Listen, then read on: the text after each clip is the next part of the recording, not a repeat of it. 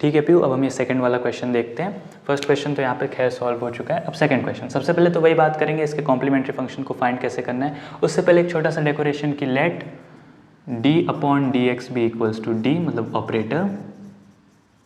तो उस वजह से हमारी इक्वेशन कैसी दिखने लगेगी, d² minus d minus 2y is equals to cos 2x। Clear. तो सबसे पहले इसके कॉम्प्लीमेंट्री फंक्शन को इक्वल्स टू 0, फिर मतलब कॉम्प्लीमेंट्री फंक्शन फाइंड करने के लिए इसका LHS equals to 0, auxiliary equation वो सब आप जानते ही हो कि for the complementary function CF d² minus d minus 2y should be equals to 0. The function of d over here is d² minus d minus 2 and that is the auxiliary equation. और अगर वो आपका auxiliary equation है तो आपको उसको equals to 0 रखोगे। जैसे ही इक्वल्स टू 0 रखोगे d² minus d minus 2 equals to 0, इसके फैक्टर्स आएंगे d minus 2 d plus 1 equals to 0। तो फाइनली d की वैल्यू हो जाएगी 2 और -1, यानी आपका m1 आया -1, m2 आया 2। तो आपका कॉम्प्लीमेंट्री फंक्शन CF होगा c1 e raise to -x plus c2 e raise to 2x। Done, जल्दी हो गया, मतलब फास्ट किया क्योंकि आपको ये चीज़ आती है, मुझे आप में कॉन्फिडेंस है। तो चलो CF आपका आ चुका है कि c1 e raise to -x plus c2 e raise to 2x, where c1 and c2 are arbitrary constant. चलो अब यहाँ से हम मूव ऑन करते हैं किस चीज़ के ऊपर, PI की तरफ। PI के लिए हम क्या करेंगे, सिंपली जो हमारी ऑक्सिलरी इक्वेशन आई है वो चली जाएगी डिवीजन में, बस वही करना है। So for PI 1/d² minus d minus 2 cos 2x। अभी किस वाले फॉर्मेट का PI है, स्पेशल केस है sin ax cos ax। तो आपको क्या करना था, आपको बिल्कुल अच्छे से याद है, d² की जगह -a² रखना है। तो अब देखो, मैं जो आपसे कह रहा था ना कि कुछ अगर d बच जाए तो फैक्टर्स हो जाए, क्या करना है, मैं रैशनलाइजेशन की बात कर रहा था, देखो इसमें आएगा। तो जैसे आप यहाँ पे आपका स्टेप आ जाएगा कि f ऑफ d की जगह in f of d replacing d² with -a²। देखो negative a the whole square नहीं है, नेगेटिव ऑफ a², फर्क होता है, आप तो एकदम अच्छे से जानते हो। और यहाँ पे आपको एक और चीज़ क्लियर हो चुकी है कि a की वैल्यू क्या है, 2। चलो अब इसमें रख के देखते हैं। सो यहाँ पर एक लौता d² है तो उसकी जगह आ जाएगा -2 का स्क्वायर। d की जगह आपको कुछ नहीं रखना है, d की जगह कोई रख ही नहीं सकते हो क्योंकि उसके लिए कोई रूल है ही नहीं, सिर्फ आपको d² को ही रखना है कंपलसरी। अगर d की पावर 4 है तो याद रखो d की पावर 4 क्या है, d² into d², so -a², यानी positive a to the power 4। d की पावर 5 है, सो d into d² into d², वो एक d को एज इट इज, और इन दोनों d² की जगह -a²। अगर ऑड पावर आ जाए या d² से बड़ी पावर आ जाए तो उसको ऐसे स्प्लिट करना है फैक्टर्स में, जितने d² उसमें आएंगे उनकी जगह -a² रखना है। और ऑलवेज आपका लीनियर पावर का d ही छूटेगा, क्योंकि अगर पावर इवन हुई तो 2 के टेबल में आ गए। जैसे 2 की पावर 4 है तो 2 बार d², 2 की पावर 6 है तो 3 बार d², कुछ छूटेगा नहीं।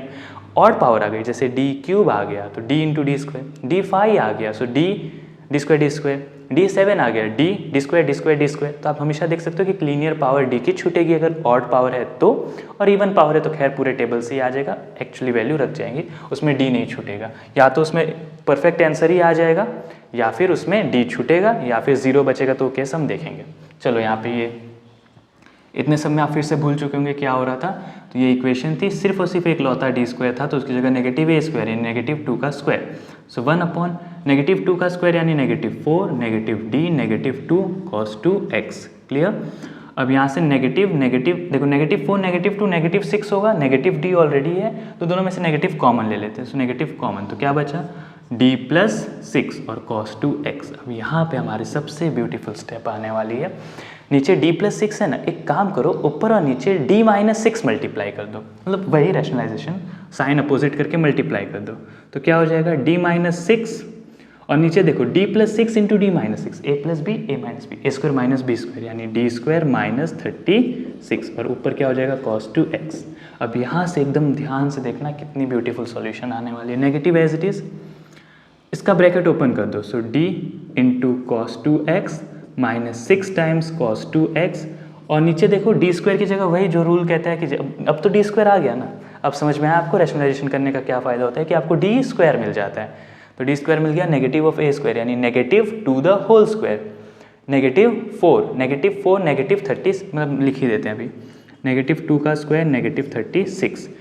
तो देखो नेगेटिव, अब यहाँ पे सबसे ब्यूटीफुल चीज़ होने वाली है, d टाइम्स cos 2x। ठीक है, d क्या था, d by dx, तो उसकी जगह वो लिख दो। तो d की जगह आ जाएगा डी बाई डी एक्स, किस चीज़ का, cos 2x का। सो आपको यहाँ पे पता चल रहा है d इंटू कॉस 2x का सिंपल सा मतलब क्या है, डेरिवेटिव ऑफ cos 2x। वो तो कोई as it is -6 cos 2x, और नीचे क्या हो रहा है, -4 -36 -40, माइनस माइनस कैंसिल, 1/40 बचा simply. Derivative of cos 2x -2 sin 2x, और वहाँ पे -6 cos 2x as it is. चलो अब इनमें से -2 कॉमन लेकर, यानी -1/20 cos 2x plus 3 sin 2x plus 3 cos 2x, done. क्योंकि पूरी तरह से d हट चुका है, जैसे ही पूरा d हट जाए आपको pi मिल चुका है।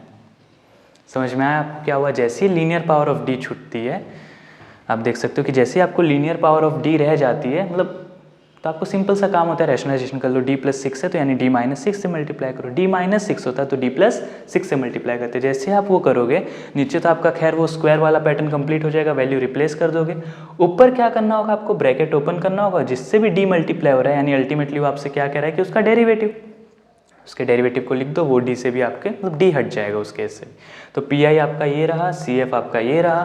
तो फाइनली आप सॉल्यूशन आपको कहाँ लिख के दूँ, चलो यहाँ पे लिख सकते हैं कि इन दोनों से आपका कंबाइंड सॉल्यूशन क्या आ रहा है कि फाइनली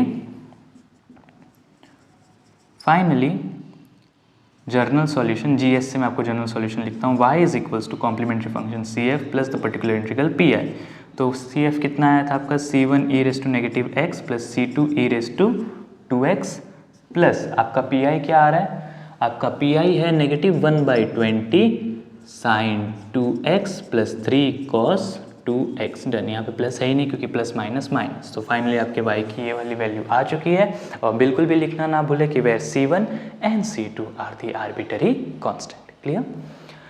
और भी क्वेश्चंस प्रैक्टिस करेंगे। अभी आपको हल्का हल्का आइडिया लग रहा है, जितने मैं आपको बता रहा हूँ, मैं इसके 10 क्वेश्चंस की वीडियो बनाने वाला हूँ। आपने 10 क्वेश्चंस की वीडियो देख ली, आपको ये टॉपिक आ जाएगा। ठीक है, आप बिल्कुल भी टेंशन मत लो, मैं हूँ ना। ठीक है, मैं हूँ, आपको कोई टेंशन लेने की ज़रूरत नहीं है। आपको सब कुछ अच्छे से ईजिली हो जाएगा, मैं करवा रहा हूँ। ठीक है, मैं करवा दूंगा, आई प्रॉमिस। ठीक है, बिल्कुल भी टेंशन मत लेना, मैं हूँ ना।